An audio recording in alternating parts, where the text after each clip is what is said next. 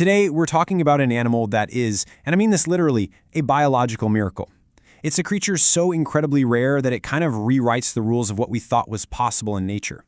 We are talking about a two-headed snake, and this is the incredible story of Mario and Luigi.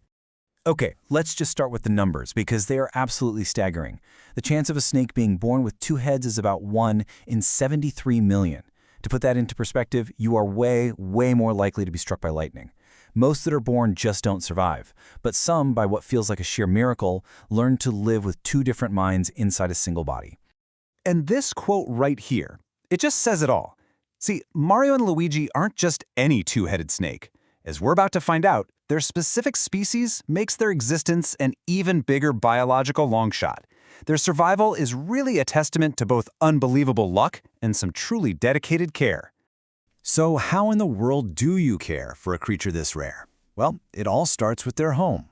Mario and Luigi were growing and growing fast, and their owner, Max, knew they needed a new, much bigger enclosure, one that was specifically designed to handle their very unique challenges.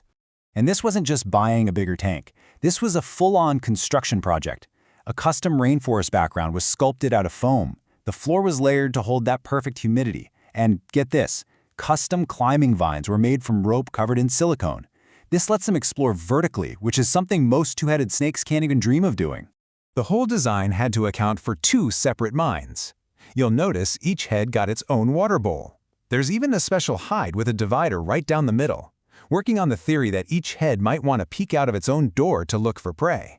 It's that kind of detail that just shows you how complex their needs really are. Okay, so we've seen their incredible custom-built home. Now let's actually meet the residents themselves and unpack the wild science of how they even came to be in the first place. So the scientific term for this condition is bicephaly.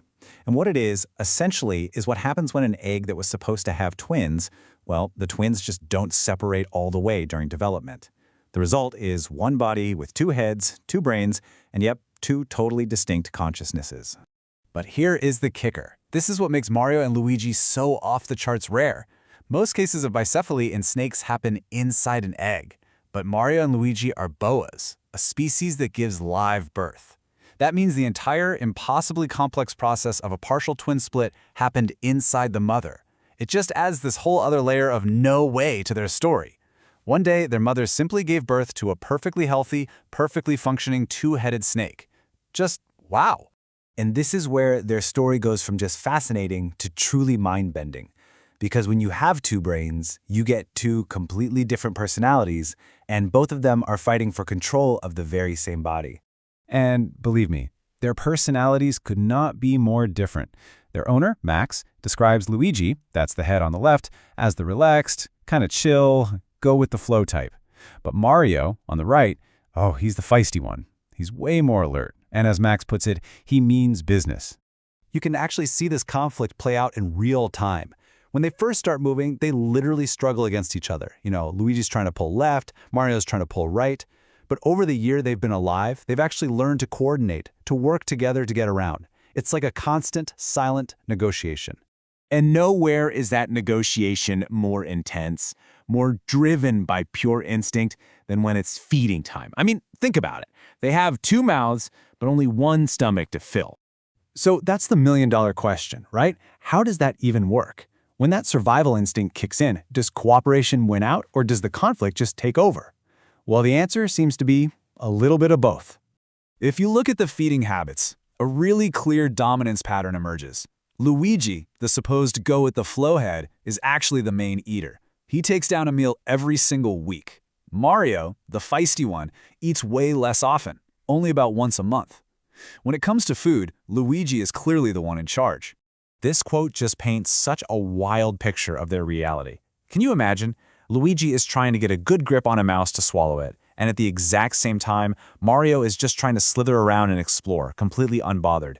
It's two totally separate sets of instructions going to the same body at the same time. And sometimes, yeah, that conflict just boils over. During one feeding, things got really chaotic. Luigi grabbed his mouse, no problem. Mario missed his. But then, Mario, maybe out of boredom, maybe just pure instinct, decided to latch onto the exact same mouse Luigi was already halfway through swallowing. They started a full-on tug-of-war, dragging their shared meal all around the enclosure in this primal fight for food that was all heading to the same stomach anyway. So we have to end on this. The story of Mario and Luigi is so much more than just a biological curiosity. It's a living, breathing paradox that makes you question the very nature of consciousness. When you have two minds in one body, who really gets the final say? Is it the one who eats, the one who explores, or is it a constant, unseen battle for control that we can only ever begin to imagine?